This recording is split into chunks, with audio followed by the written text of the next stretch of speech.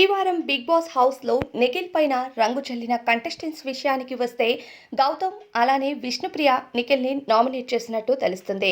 Big boss హౌస్లో 13వ వారం nomination ప్రక్రియలో భాగంగా రంగు పడుతుంది అనే ఒక టాస్క్ పెట్టి కంటెస్టెంట్స్ని నామినేట్ చేయమంటూ చెప్పారు.